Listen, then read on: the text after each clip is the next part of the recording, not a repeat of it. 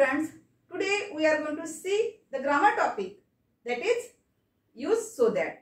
चला तर विद्यार्थी मित्रांनो, आज आपण ग्रामर मध्ये so that चा वापर कसा करायचा याविषयी माहिती जाणून घेऊया. Use so that.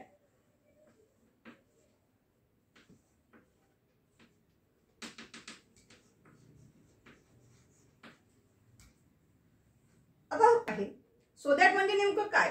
so that चा अर्थ असा होतो की so that म्हणजे इतका की, म्हणजे इतका की म्हणजे काय? हा so that वापरताना दिलेलं वाक्य निगेटिव्ह फॉर्म मध्ये असते, पण आपल्याला कळत नाही का ते वाक्य निगेटिव्ह आहे मध्ये. म्हणजे आपल्याला लक्षात येत नाही की दिलेलं वाक्य निगेटिव्ह मध्ये आहे म्हणून, परंतु याचा वाक्याचा जर अर्थ आपण बघितला तर याचा अर्थ हा निगेटिव्ह होत असतो. म्हणजेच आपल्याला काय करायचं आहे, दिलेलं वाक्य जे आहे त्या वाक्याचाच बदल आपल्याला कशामध्ये करायचा आहे? so that मध्ये करायचा आहे. ठीक आहे. तर यालाच दुसऱ्या भाषेमध्ये काय म्हणतात जाते? Remove to. यालाच ऑर मध्ये पेपरला तुम्हाला काय विचारलं जाते? Remove two. आता रिमूव्ह टू म्हणजेच काय? टू काढून टाकणे. रिमूव्हचा जो अर्थ होतो तो काय होतो? टू हा वाक्यातील काढून टाकणे. पण अशा वाक्यामध्ये दोन किंवा दोन पेक्षा जास्त सुद्धा टू वाक्यात आलेले असतात, पण कोणत्या टू चा बदल करायचा आहे, कोणत्या टू आला असेल तर केव्हा त्याचा बदल काय होतो हे आपल्याला जाणून घ्यायचं आहे. Let us see first sentence.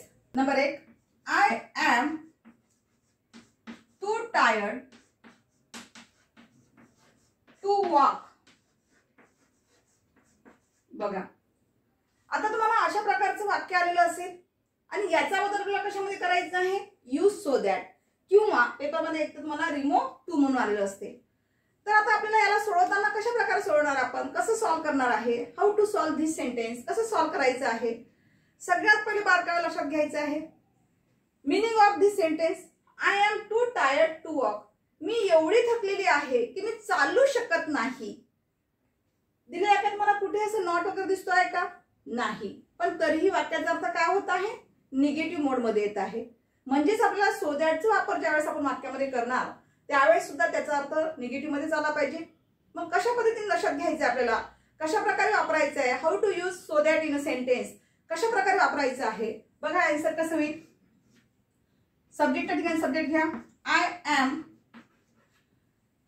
हा TWO असेल तर TWO ला काय करायचं आहे? ओमिट, कट करून टाकायचं आहे. आणि याच्या ऐवजी इनस्पाइट ऑफ TWO तर त्याऐवजी काय वापरायचं? तुम्हाला सो चा वापर करायचा आहे. TWO काढून काय घ्यायचं आहे? सो वापरा. सो घेतल्यानंतर जे काही ऍडजेक्टिव्ह असेल ते ऍडजेक्टिव्ह घ्या, म्हणजे टायर्ड. त्यानंतर TO2 आलेला आहे, पण या TO2 समोर एक गोष्ट आणखी लक्षात घ्या विद्यार्थी मित्रांनो, की इथे येणारं TO2 समोर हे वर्ब आहे का? जर फर्स्ट फॉर्म ऑफ वर्ब असेल तरच या TO2 चा बदल काय होत असतो? दॅट मध्ये कन्वर्ट करायचा असतो. चला या TO2 ला कट करा, कारण याच्या समोर काय आलेलं आहे? फर्स्ट फॉर्म ऑफ वर्ब आलेला आहे, म्हणजे या TO2 चा बदल काय होईल? दॅट होईल. आता दॅट घेतल्यानंतर डायरेक्ट वॉक हा घेऊ नका. ठीक आहे. तर मग अशा वेळेस काय करणार आपण? तर अशा वेळेस काय करायचं आहे? दॅट नंतर आपल्याला सब्जेक्ट घ्यायचा आहे. तर मग सब्जेक्ट कसा काढणार? तर दिलेल्या वाक्यातील जे सब्जेक्ट आलेला आहे त्या सब्जेक्टचे लक्षात टाका. इथे काय आलेलं आहे? आय. आय हे ऍक्च्युली काय आहे? प्रोनाउन आहे. तर जशा जसं प्रोनाउन या ठिकाणी घ्या. आय. टू बी फॉर्म या ठिकाणी काय आलेलं आहे? एम आलेलं आहे. तर या ठिकाणी एम हे प्रेझेंट टेन्स मध्ये असल्यामुळे तुम्हाला या ठिकाणी कशाचा वापर करावा लागणार आहे? कॅनॉट वापरावा लागणार आहे. कॅनॉट. त्यानंतर रिमेनिंग पार्ट ऑफ सेंटेन्स म्हणजे जे काही वाक्यामध्ये वर्ब आलेलं असेल ते वर्ब ऍज इट इज घ्यायचं. इथे वॉक आहे, इथे सुद्धा तुम्ही काय घेऊ शकता? वॉक. म्हणजे बघा कसं झालं answer. I am so tired that I cannot walk. म्हणजेच काय? मी एवढी थकलेली आहे की मी चालू शकत नाही. म्हणजे दोन्ही वाक्याचं मिनिंग काय झालेलं आहे विद्यार्थी मित्रांनो? सेम झालेला आहे. आणि आपल्याला तेच करायचं आहे. इथे present tense to be form आल्यामुळे आपण इथे काय घेतलेलं आहे? कॅनॉट घेतलेला आहे. ठीक आहे. चला आता नेक्स्ट सेंटेन्स कडे वळूया. Next sentence, Dhondu is too dull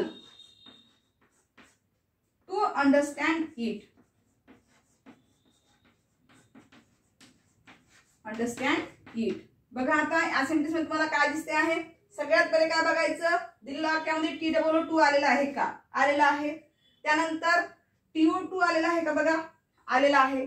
पण त्याच्यानंतर काय आलेला आहे? मेन व्हर्ब आलेला आहे. म्हणजे आपल्याला जे 2 टू आवश्यक आहे ते 2 टू आलेला आहे का? पहिलं लक्ष द्यायचं.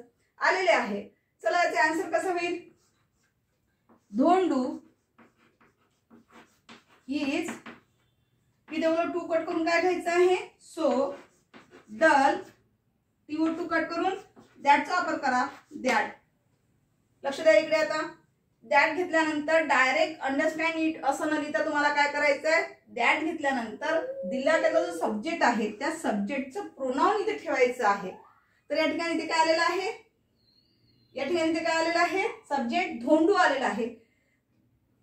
या ठिकाणी काय आलेलं आहे? धोंडू आलेला आहे. धोंडू हे काय आहे? एका मुलाचं नाव आहे. म्हणून या ठिकाणी याचा बदल प्रोनाउन मध्ये काय होईल? ही. ठीक आहे. तर या ठिकाणी ही घ्यावं लागेल तुम्हाला. या ठिकाणी हीचा वापर करा. त्यानंतर टू बी फॉर्म कोणता आलेला आहे? इज. इज म्हणजे या ठिकाणी काय घ्यावं लागेल? कॅनॉट. कॅनॉट हे सहाय्यकारी क्रियापद वापरावं लागेल. कॅनॉट. त्यानंतर मेन व्हर्ब वापरा.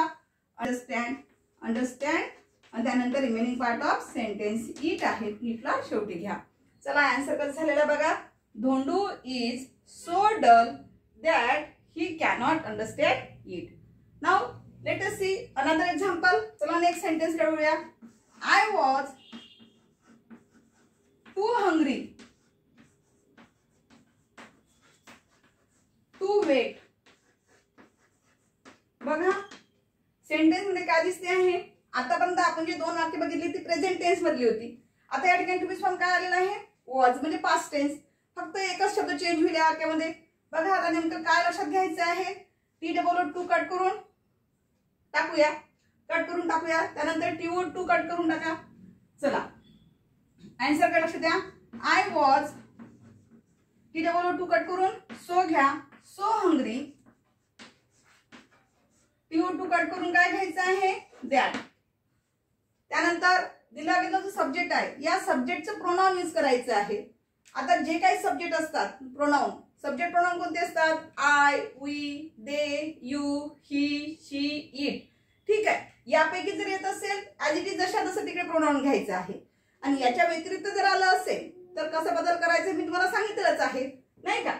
तर या ठिकाणी आय आहे तर आयचा बदल काय होईल? प्रोनाउन मध्ये आयच होईल. आय घेतल्यानंतर काय करायचं आहे? इथे टू बी फॉर्म कोणता आलेला आहे? वॉज आलेला आहे. बरोबर आहे. तर वॉज हे पास्ट टेन्स मध्ये आहे म्हणून आपल्याला इथे काय घ्यावं लागेल? कुड नॉट. कुड नॉट. त्यानंतर मेन व्हर्ब ऑफ मेन. त्यानंतर काय घ्यावं लागेल? Main verb. मेन व्हर्ब काय आलेला आहे? वेट. चला आन्सर बघा कसं झालेला आहे. I was so hungry that I could not wait. ठीक आहे. चला नेक्स्ट सेंटेन्स कडे वळूया. She became too weak to beat her rival. बघा आता अशा प्रकारचं जर वाक्य आलं असेल विद्यार्थी मित्रांनो तर कसं करणार तुम्ही? लक्ष द्या इकडे. आता या वाक्यामध्ये तुम्हाला थोडा चेंज दिसतो आहे. कुठलेही टेन्शन घ्यायचं नाहीये. टू बी फॉर्म जर नसेल तरीही या ठिकाणी व्हर्ब आलेला असते तर व्हर्बचं टेन्स बघायचं कोणतं आहे तर त्यानुसार आपल्याला मॉडल ऑथरी चेंज करता येते. ठीक आहे. चला सब्जेक्ट घेऊन घ्या. शी बिकेम. त्यानंतर TOO आहे त्याला कट करून काय करायचं आहे? त्याला कट करून आपल्याला काय घ्यायचं आहे? सोचा वापर करायचा आहे. सो. त्यानंतर ऍडजेक्टिव्ह घ्या. वीक. TOO कट करून काय घ्यायचं आहे? दॅट. दॅट घेतल्यानंतर काय करायचं आहे? दिला गेलेला जो सब्जेक्ट आहे त्या सब्जेक्टचं प्रोनाउन तिकडे घ्यायचं आहे.